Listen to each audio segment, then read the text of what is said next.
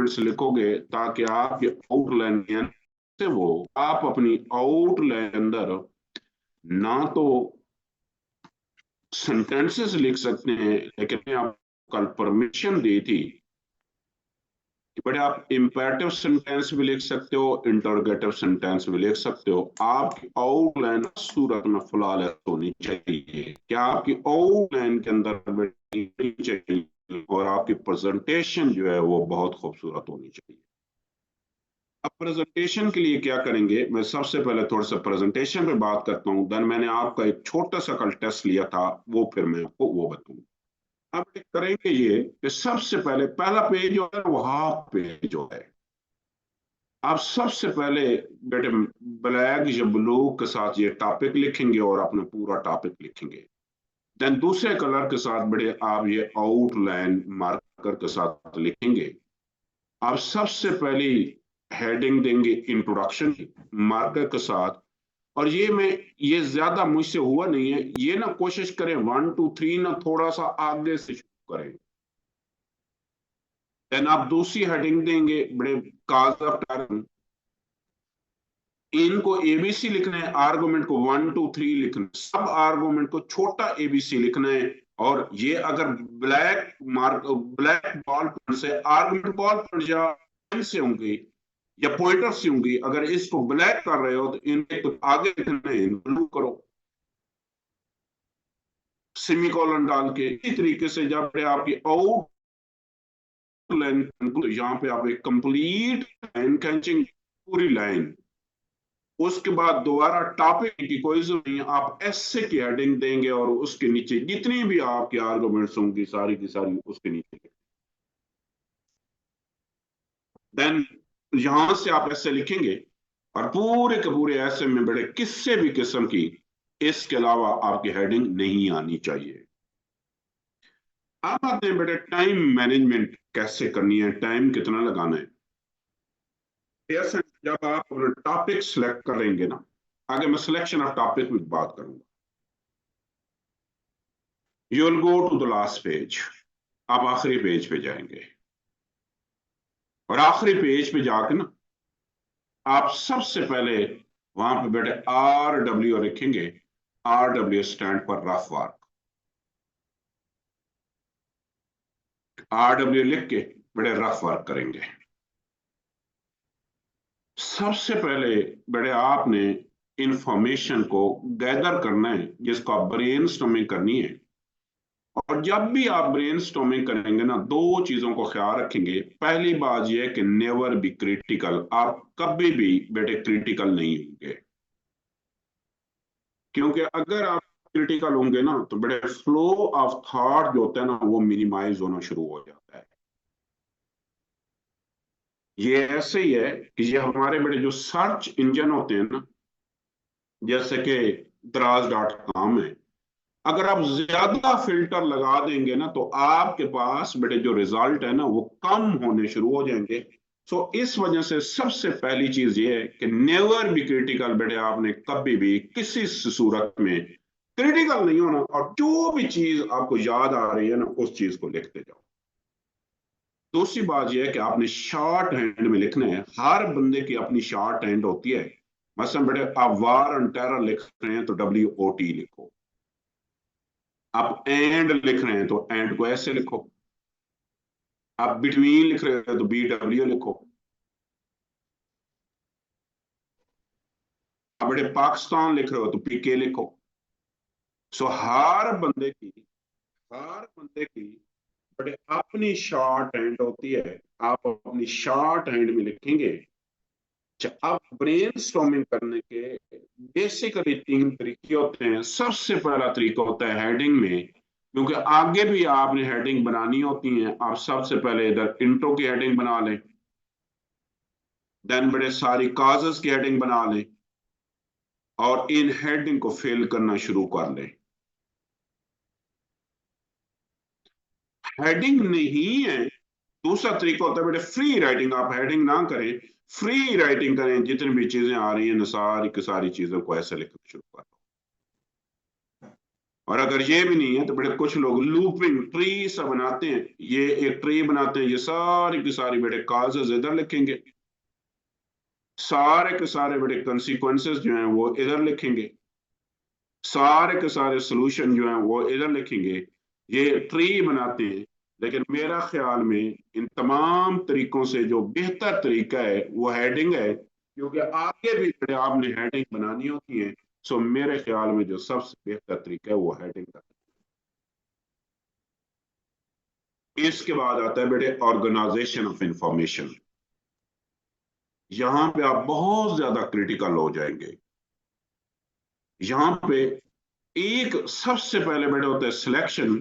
आप ये 5 आर्गुमेंट है ना, यहां पे आप सिलेक्शन करोगे कि हाँ ये ठीक है, इसको लिख दो।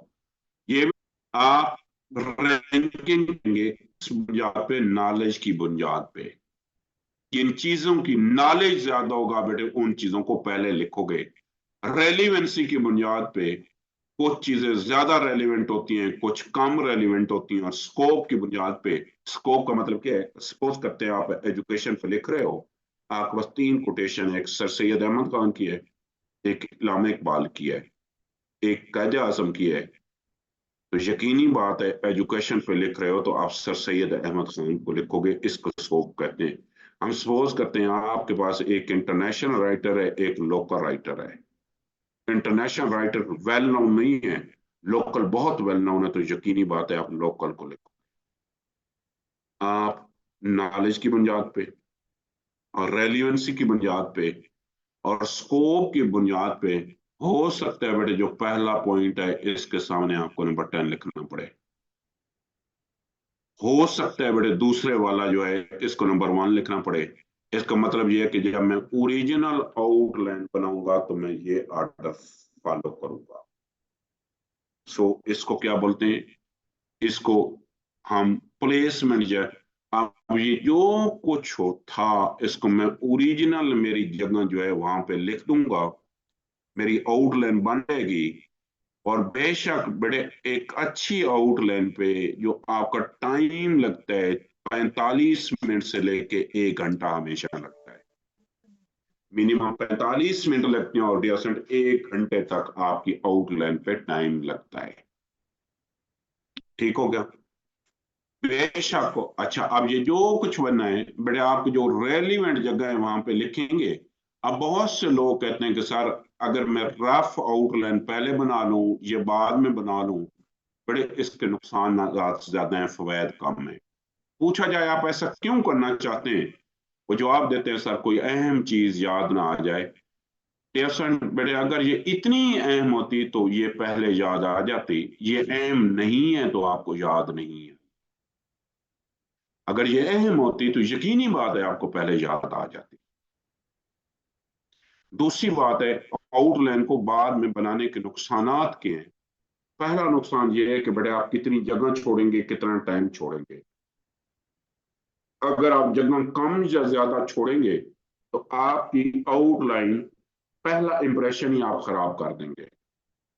दूसरी बात दूसरी बात यह है कि बड़े इंसानी दिमाग एक वक्त में एक बेहतर काम कर सकता है, या इंसानी दिमाग बड़े सोच, आप जब एट द सेम टाइम सोचेंगे भी सही, एट द सेम टाइम लिखेंगे भी सही, आप ओवर राइटिंग भी करेंगे, आप कटिंग भी करेंगे, आप बार बार बड़े बेसिक गलतियां करेंगे, तो ये ज्यादा बेहतर है कि आप अपनी आउटलाइन पहले बना लें ताकि सोचने के अमल और लिखने का अमल जो है वो मुकम्मल हो जाए।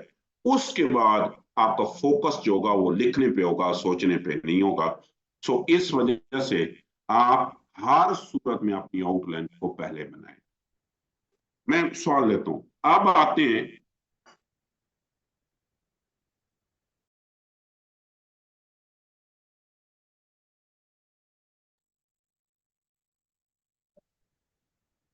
यार किधर है बेल, किधर है? और पेपर ले आओ जो इनके दिए थे रात को। अच्छा, अब आते हैं कि बेटे कल ना मैं छोटा सा आपके एक टेस्ट लिया था, मैंने चेक कर दिया है, अभी थोड़ी देर में आपको मिलना शुरू हो जाता है। मैंने आपने जो बेटे आउटलाइन बनाई थी ना, मैंने 3 टाइप्स में इन आउटलाइन को डिवाइड किया है। ये टॉपिक था। अब पहली टाइप के वो लोग हैं बेटे, उन्होंने ये आउटलाइन बनाई है। देखते हैं जरा। सबसे पहला बड़े इशू तो ये है कि इधर आउटलाइन की हेडिंग होनी चाहिए थी। अब इंट्रोडक्शन लिखा है, ये तो यूनिवर्सल है, मान लिया, ठीक है। की काज ऑफ करप्शन है, ये बड़े नॉन एसेंशियल, ये सेकेंडरी है, ये भी ठीक है। अब इन लोगों ने बड़े कंसीक्वेंसेस को कहा है कि सर ये प्राइमरी या एसेंशियल है, फिर इम्पैक्ट भी लिखनी है। मुझे बताएं बेटे, कंसीक्वेंसेस और इम्पैक्ट में फर्क क्या है? कोई है फर्क? ये सेम चीज है? अगर बेटे सेम ही चीज है तो एक चीज को फिर 2 दफा लिखने का फायदा क्या हुआ? और दूसरी बात है बेटे, ये प्राइमरी है भी नहीं, ये आपका एग्जामिनर आपसे पूछ रहा है कि this is the mother of all evils. आप कंसिक्वेंसेस। अब बेटे मदर ऑफ ऑल इवल्स जो है, ये सिर्फ और सिर्फ नेगेटिव हो सकते हैं, पॉजिटिव नहीं हो सकते। यहां पे आपने कंसिक्वेंसेस, बड़े कंसिक्वेंसेस किसी भी चीज के नेगेटिव भी हो सकते हैं और पॉजिटिव भी हो सकते हैं। जो कंसिक्वेंसेस हैं बड़े, कंसिक्वेंसेस किसी भी चीज के नेगेटिव भी हो सकते हैं और पॉजिटिव भी हो सकते हैं। इस वजह से एक तो बड़े प्राइमरी हेडिंग आपने छोड़ दी है, और दूसरी बात है आपने उसको 2 दफा रिपीट कर दिया है। देन आपने बड़े सोल्यूशन लिखी है, ये तो एक सिंगल वर्ड है। सिंगल वर्ड में तो मैंने आपको कहा था हेडिंग बन ही नहीं सकती। तो ये वो आउटलाइन है इनको मैंने 1 या 2 नंबर दिया है। अब ये दूसरा सैंपल है। अब इन्होंने भी बड़े, इधर अगेन आउटलाइन की हेडिंग होनी चाहिए थी और इधर टॉपिक का जिक्र होना चाहिए था। चले मान लिया यूनिवर्सल है इंट्रोडक्शन, ये नॉन एसेंशियल है। अब यहां पे बड़े ये जो है ना, ये एसेंशियल लिखी है कि how corruption is the mother of all evils. तो इम्पैक्ट्स भी लिख दिए, ये तो फिर अगेन रिपीट हो गई। ये भी आउटकम्स हैं, ये भी आउटकम्स हैं। इसकी जरूरत नहीं थी। दूसरी बात यह है कि बड़े इसके एंड में ना क्वेश्चन मार्क नहीं आना चाहिए था। देखो बेटे, ये सवाल है ही नहीं। क्वेश्चन तब होता जब ये यहां पे होता। क्वेश्चन मार्क तब होता जब बेटे ये यहां पे होता, अदरवाइज तो क्वेश्चन मार्क आ ही नहीं सकता। मैं खाली हेल्पिंग हूं। तो ये वो आउटलाइन है बेटे जिनको मैंने 3 नंबर दिए हैं, और ये वो आउटलाइन है जिन लोगों को बेटे मैंने 6 नंबर दिए हैं, 6 मार्क्स दिए हैं।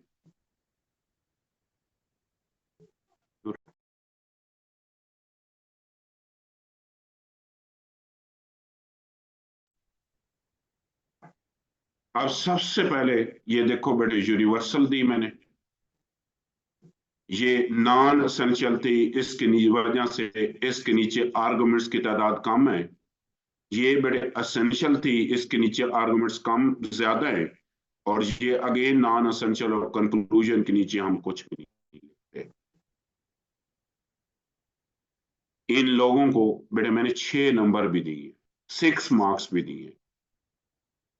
मैं कल से एक चीज पे बेटे फोकस कर रहा हूं कि अगर आपने अपने ऐसे की हेडिंग्स ठीक बना ली ना, आप समझें आप सीएसएस के टॉपर्स में होंगे, अगर हेडिंग्स ठीक बना ली।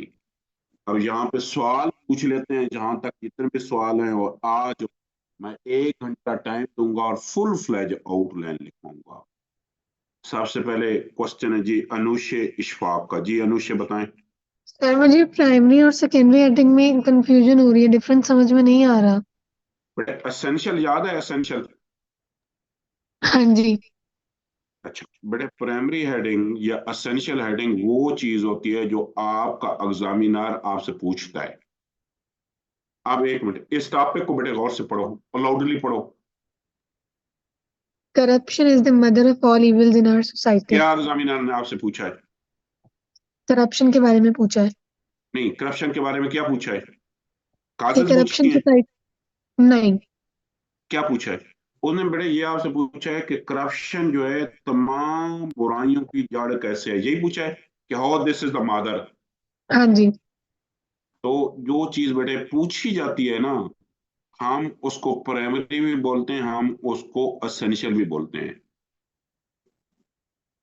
अच्छा, नॉन एसेंशियल या सेकेंडरी बेटे वो चीज होती है जो नहीं पूछी जाती है, लेकिन अगर आपको लगता है वो डायरेक्ट नहीं पूछेगा। अब यहाँ पे देखो ना, इस टॉपिक में बेटे उसने काजेज या सॉल्यूशन पूछे या नहीं पूछे, कि वो चीज जो आपके एग्जामिनर ने आपसे नहीं पूछी है, लेकिन अगर बेटे आप उसको ऐड करो और वो रेलिवेंट नजर आए तो आप समझे आपका स्कोर बढ़ जाएगा।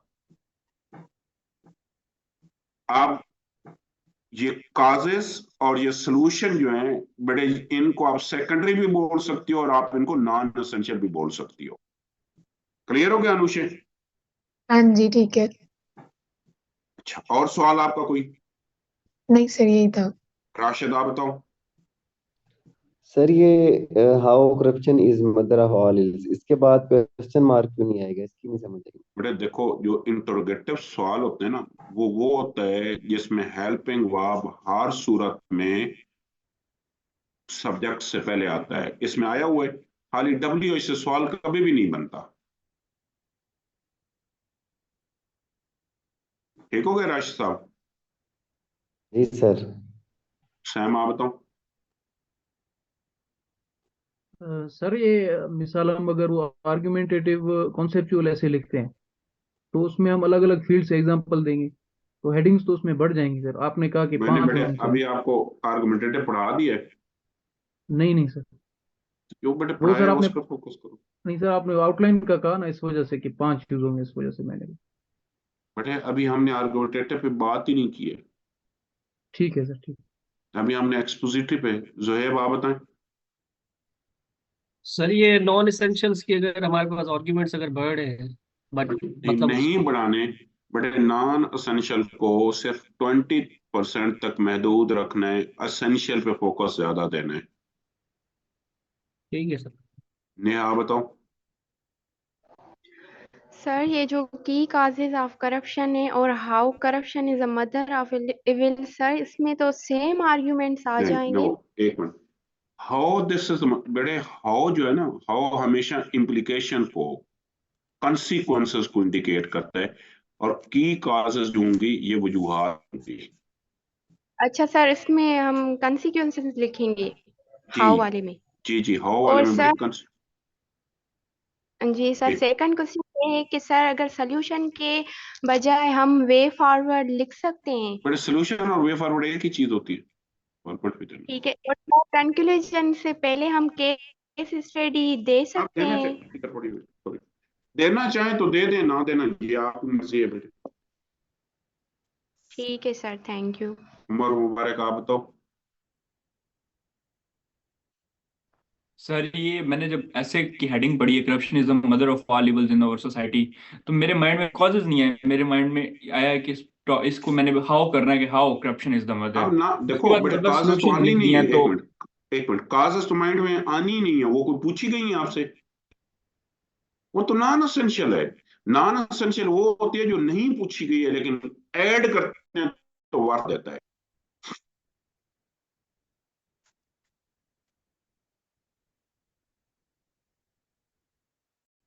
अब्दुल, क्या? जी सर, ये जो सी हेडिंग है sir, how corruption is the mother of all evils, तो इसमें जी जी बताएं। जी सर मैं कह रहा हूँ ये सी नंबर हेडिंग जो है, how corruption is the mother of all evils, इसमें एक टॉपिक का कीवर्ड सोसाइटी मिसिंग, अगर वो लिख लें तो मतलब वो ज्यादा बेहतर हो जाएगा लिख तो। चलो ठीक है सर। नाज़िर शाह सर बताओ। इन पाकिस्तान लिख सकते हैं क्योंकि आवर तो ज्यादा सोसाइटी लिखा हुआ है। ज्यादा बेहतर है बेटे। जी सर नाज़िर मैं जी सर।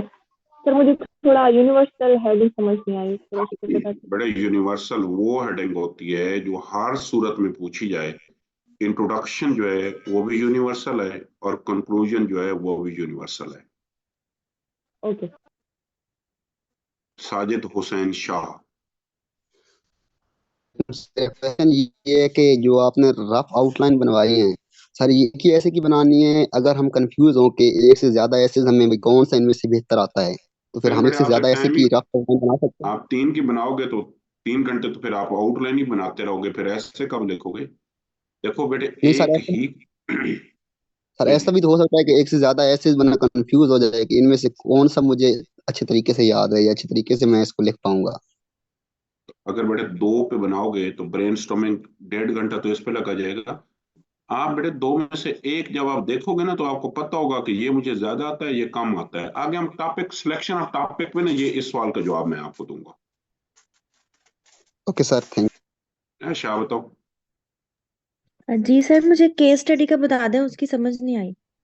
मैंने कहा बेटे, अगर सपोज करते हैं आपने केस स्टडी देनी है ना, तो उसकी 2 जगह होती हैं। या तो कंक्लूजन से पहले दे दो, जी case sir. Study of Pakistan where there is ultimate corruption.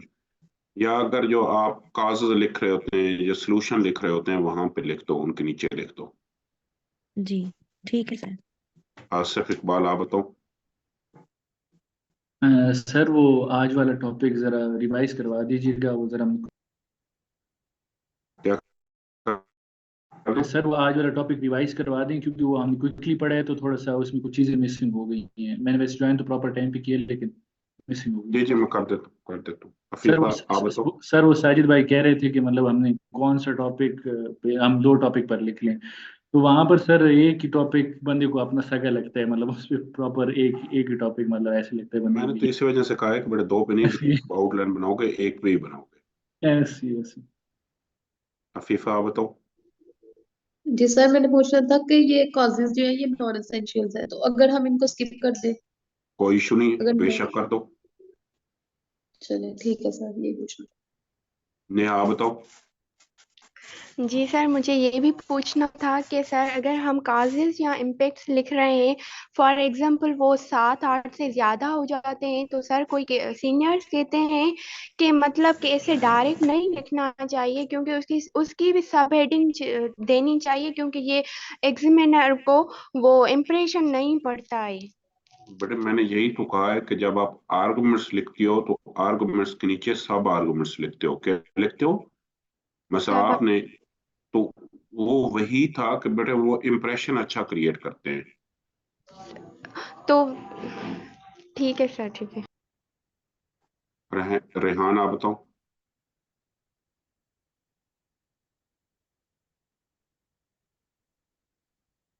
Rehan, बताऊं आपको? अस्सलाम वालेकुम सर।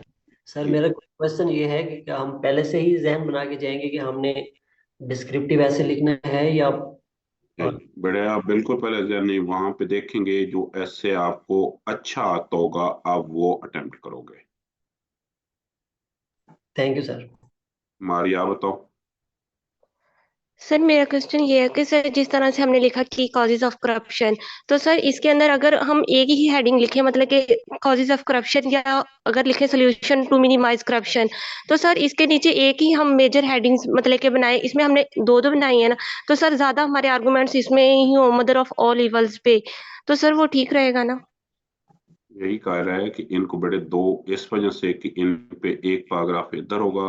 अब नॉन एसेंशियल पे आर्गुमेंट्स की तादाद ज्यादा होती है, तो 2 तो बनने होंगे। इन पे देखना 7-7 आर्गुमेंट्स हैं, जो एसेंशियल पोर्शन होता है उसके नीचे बातें ज्यादा आती हैं। जी सर, वो तो ठीक है सर, लेकिन मैं ये कह रही हूँ कि अगर हमें एक कॉजेज मतलब कि अगर अलग अलग से एक पैराग्राफ लिखना पड़ेगा, तो सर उसको फिर हमें प्रूव भी करना पड़ेगा। मतलब अगर हम ऊपर कॉजेज ऑफ करप्शन लिख देते हैं, तो उसके अंदर तो काफी सारे कॉजेज लिख देंगे, हमारा ये पैराग्राफ बन ये आप कर सकते हो, ऐसा भी कर सकते हो, इसमें भी कोई हर्ज नहीं है। जी सर। ये जोहेब, आप सर बताएं। ये जी जी। सर ये हमारी जो मतलब कि मेन हेडिंग्स होंगी, जैसा ये 7 से 8 है, तो सर ये मैक्सिमम कितनी अब होनी यार चाहिए? अलग, ये हेडिंग्स हैं, ये 7 से 8 क्यों है ये? Sir sir sorry sir, arguments है। जी जी, आप बताएं। सर ये मतलब कि कितने आर्गुमेंट्स होने चाहिए? देखो बेटे, जितना आप लिख सकते हो, एक बंदे की बहुत लिखने की स्पीड तेज है, एक की कम है, तो जितने आप लिख सकते हो मिनिमम इन सारी को मिला के 15 से 16 होने चाहिए। ठीक है। जोहेब, आप बताएं। जी सर, ये पूछना था कि इंट्रोडक्शन और कंक्लूजन जो यूनिवर्सल हेडिंग है, इनके सामने लिखना होता है कि ये बेटे यूनिवर्सल। इंट्रोडक्शन के नीचे हमेशा 3 पॉइंट्स होते हैं, पहला जनरल, दूसरा स्पेसिफिक, तीसरा थीसिस। कंक्लूजन के नीचे कुछ नहीं होता। नहीं सर, मैं ये पूछ रहा हूँ कि इंट्रोडक्शन के आगे ये लिखना जरूरी होता है कि ये यूनिवर्सल हेडिंग है और देन ये एसेंशियल एंड नॉन एसेंशियल। मैंने लिखा हुआ है बेटे, नहीं, वो आपके ऐसे वाली जो बुक है विनिंग ऐसे, उसमें उसमें भी नहीं लिखा हुआ है। एक ऐसे में सर लिखा हुआ था आउटलाइन में। वो समझाने के लिए लिखा हुआ है। ठीक है सर, थैंक यू। इकरा बताओ। सर ये जो आर्गुमेंट्स जितने भी हम मेंशन करेंगे उन सबको जस्टिफाई करेंगे, मतलब हर पैराग्राफ में हर पैराग्राफ को हमने जस्टिफाई करना है, जी मतलब उसको। बिल्कुल बेटे, हर पैराग्राफ को जस्टिफाई करना है। Okay sir. इमरान आप बताओ। सर सॉरी, मेरा इंटरनेट डिस्कनेक्ट हो रहा था। सिर्फ ये बता दें कि जो इंट्रोडक्शन और कंक्लूजन है, इसके आगे हम लोगों ने कीवर्ड्स को ऐड करना है या सिंपल इंट्रोडक्शन कंक्लूजन? सिंपल बेटे, लास्ट इंट्रोडक्शन लिखना और सिंपल वर्ड कंक्लूजन लिखना है। जी ठीक है सर, थैंक यू। अच्छा डियर स्टूडेंट, आज मैंने कल वाला लेक्चर रिवाइज किया है, ये चीज नहीं पढ़ाई है। थोड़ा सा टाइम मैनेजमेंट पे बात मैंने की है। टाइम मैनेजमेंट का मैंने आपको ये बताया है कि आप 50 से 1 घंटा लगाएंगे, उसमें 35 मिनट जो है आप ब्रेन स्टॉर्मिंग पे लगाएंगे। ब्रेन स्टॉर्मिंग के मैंने 3 तरीके आपको बताए हैं। एक मैंने हेडिंग का तरीका बताया है, दूसरा मेथड मैंने हेडिंग के बाद फ्री राइटिंग का बताया है, डीसी लूपिंग कहा है। जब आप ब्रेन स्टॉर्मिंग कर लेंगे, उसके बाद आप स्क्रूटनी करोगे, एक एक चीज को प्रोसेस करोगे और वहां पे फिर आप सिलेक्ट करोगे कि कौन सी चीज होनी चाहिए, कौन सी चीज नहीं होनी चाहिए। आज बेटे मैं आपको एक आउटलाइन दूंगा, 2 टॉपिक्स दूंगा। कल जो मैं टॉपिक जिन पे आउटलाइन लिखवानी है ना, एक वोमेन होगा टॉपिक, दूसरा इंफॉर्मेशन टेक्नोलॉजी होगी। थीम ये होंगे, टॉपिक कोई भी हो सकता है। Women, information tech. अच्छा आज बेटे हम जो लिख रहे हैं ना, आज ये 2 टॉपिक हैं, इन 1 घंटा है। आप बेशक 10 बजे तक भिजवा देंगे, कोई इशू नहीं है। इन 2 में से किसी एक टॉपिक पे आप फुल फ्लैज आउटलाइन लिखेंगे, कंप्लीट आउटलाइन लिखेंगे। पहला टॉपिक है higher education is an agent of change, और बड़े दूसरा टॉपिक जो है वो है मीनिंग्स ऑफ एजुकेशन। पहला टॉपिक है higher education is an agent of change, दूसरा मीनिंग्स ऑफ एजुकेशन। ठीक हो गया? आज से बताएं। सर वो मार्कर वाला बता देते कि कौन सी चीज मार्कर सर बड़े जो टॉपिक और टॉपिक है उसको मार्कर से लिखोगे, और जो हेडिंग्स हैं उनको मार्कर से लिखोगे। बाकी किसी भी चीज को, आर्गुमेंट्स को और सब आर्गुमेंट्स को बॉल पॉइंट या पॉइंट से लिखोगे। सर ये पॉइंट्स ढूंढने के लिए नेट सर्फिंग कर सकते हैं? नहीं बिल्कुल नहीं कर सकते, फिर बड़े वो टेस्ट तो ना हुआ ना। और ये बताइएगा, जो आउटलाइन की जो वो हेडिंग देनी है, सेंटर में देनी है या लेफ्ट टॉप पे दिस देनी इज योर चॉइस, ये तरफ ज्यादा खूबसूरत लगती है। महनाज आप बताओ। सर अस्सलाम वालेकुम। जी सर वो रिपीटिशन का आपने बताया था कि वर्ड्स रिपीट नहीं करने, काइंडली वो बताएंगे कि कौन से वर्ड्स होते हैं जो रिपीट नहीं कर सकते हम? किसी भी लफ्ज को रिपीट नहीं करना, किसी भी लफ्ज को रिपीट नहीं करना। सपोज है यहाँ एजुकेशन है, तो अगर हम हेडिंग बना रहे हैं तो उसमें एजुकेशन का वर्ड तो हम यूज नहीं करेंगे ना, देखो, तो वो हेडिंग में तो रिपीट हो सकता है। हर आर्गुमेंट में ये ना लिखें कि it is doing this one, it is doing this one. हर जुमले का अंदाज दूसरे जुमले में मुख्तलिफ हो। ठीक है सर। हेडिंग में अगर एजुकेशन वाला मतलब अगर हमारा मेन है तो वो हम यूज हेडिंग करें, बेटे रिपीट लेकिन होता रहे, हेडिंग का कोई इशू नहीं है। ठीक है सर, जो आर्गुमेंट है उसमें हम ये एजुकेशन वाला जो हमारा मेन होता है उसको नहीं हम कर सकते? बड़े हर जुमले का आगाज एक जैसा नहीं होना चाहिए, बेशक रिपीट, लेकिन वो लोकेशन डिफरेंट पे हो, ना हो कि हर दफा वो शुरू में आ जाए। Okay sir, thank you sir. Sam आप बताओ। सर ये आउटलाइन की जो टाइमिंग है इसको थोड़ा एक्सप्लेन कर दें। मैंने आपको 35 बताया मिनट कि बड़े 40 मिनट से लेके 1 घंटे तक टाइम होता है।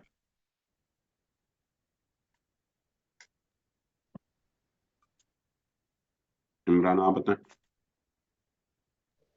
सर मीनिंग्स ऑफ एजुकेशन को थोड़ा सा एक्सप्लेन कर दें, मतलब पर्पस पॉजिटिव वे में। पॉजिटिव वे में बेनिफिट्स को कहते हैं मीनिंग्स। ठीक है सर, ठीक है, गुलाम थैंक मोहम्मद यू। आप बताएं। आपने कहा था कि इंट्रोडक्शन के अंदर स्टेटमेंट और थीसिस और नॉन एसेंशियल हमारी है। सर मैंने ये नहीं कहा, मेरी में स्टेटमेंट का कराओगे देन स्पेसिफिक स्टेटमेंट तीसरे नंबर पे थीसिस स्टेटमेंट आएगी। ये तीन ठीक है सर, अगर सिर्फ हम इंट्रोडक्शन की हेडिंग लिख दें, उसके नीचे कुछ भी ना लिखें तो वो लिखने इस हैं पे। बेटे, 3 पॉइंट्स लिखने हैं। ठीक है सर। साजिद आप बताओ।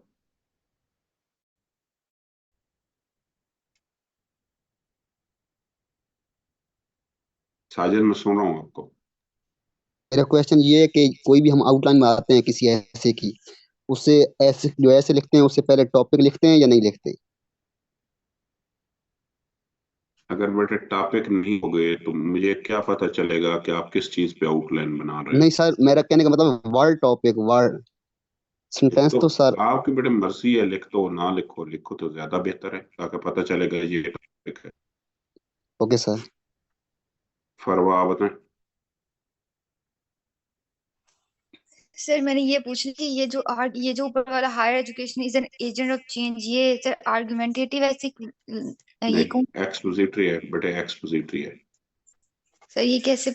मुझे तो आर्गुमेंटेटिव लग रहा है। बेटा। ओपन एंडेड क्या होता है? ओपन एंडेड वही नहीं होता जिसको दोनों तरीकों से कर सकते हैं। जी सर। ये ओपन एंडेड है लेकिन एक्सपोजिटरी है। Okay sir, thank you so much. Tahmina आप बताएं। सर थीसिस स्टेटमेंट का क्रक्स लिखें या पूरी नहीं, थीसिस? खाली बेटे लास्ट थीसिस स्टेटमेंट लिखना है। क्या लिखना है? Just add the word thesis statement. Okay sir, और कैपिटलाइजेशन के बारे में कुछ बताएं सर। जो हमारे आर्गुमेंट्स होंगे उसमें भी जो वर्ड्स आपने नहीं बताए थे वो बेटे उनको। मैंने आपको क्या बताया था? मैंने कहा था बेटे टाइटल में और हेडिंग्स में 4 लफ्जों को, नाउन को, एडजेक्टिव को, एडवर्ब को, वर्ब को कैपिटलाइज करते हैं, बाकी सारों को स्मॉल लिखते हैं। लेकिन जब बेटे आप हेडिंग्स में लिखोगी या आर्गुमेंट्स में लिखोगी, ये मैंने हेडिंग के लिए बताया, टाइटल और हेडिंग के लिए 4 लफ्जों को कर। या बेटे आप आर्गुमेंट्स लिखोगे तो सारे के सारे वर्ड जो है ना वो स्मॉल लेटर से लिखे जाएंगे।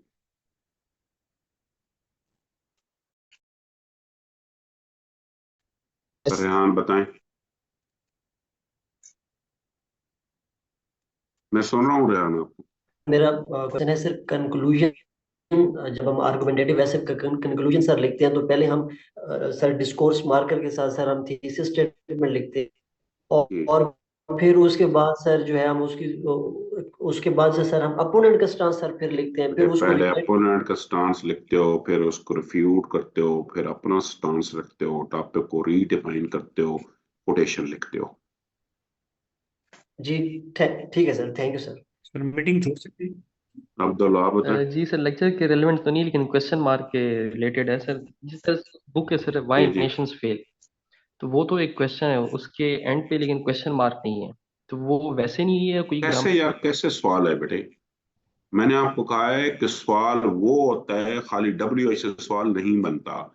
सवाल वो होता है WH के फौरन बाद हेल्पिंग वर्ब होगा तो सवाल होगा, अदरवाइज वो सवाल नहीं। अच्छा, हेल्पिंग वर्ब सर ये लाजिम है इसमें। ठीक, खाली WH से सवाल नहीं बनता। सर जैसे व्हाई डू नेशन फेल्स तब क्वेश्चन मार्क फिर आएगा, फिर आएगा।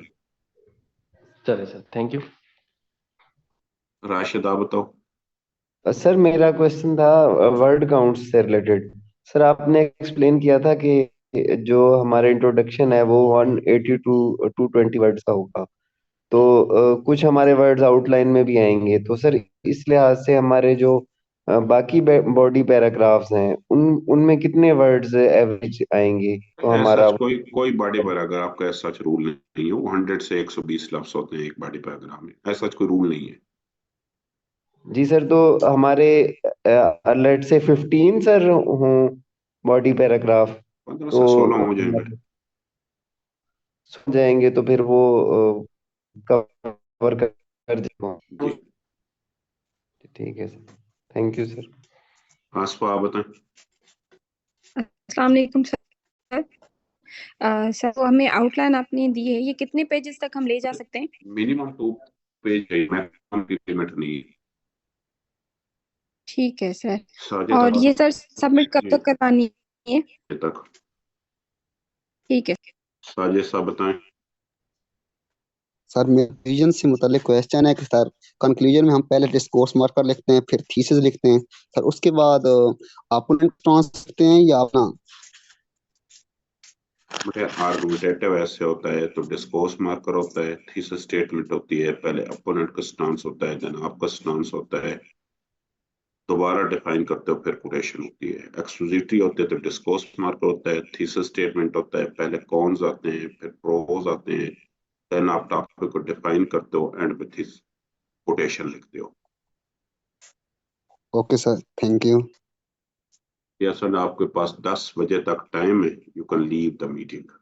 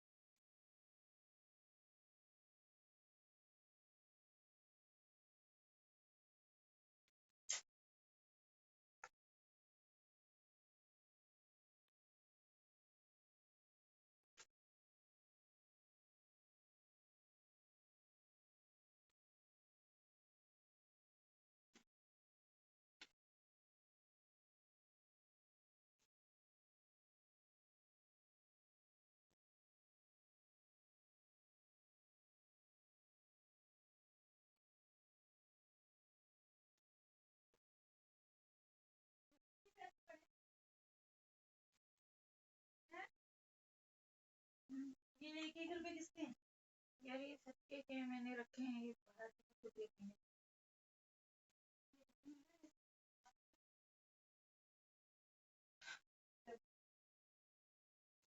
नीचे क्या हुआ?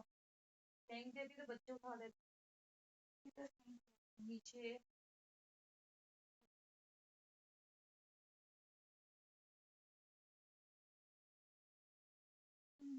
और ये जो है अपना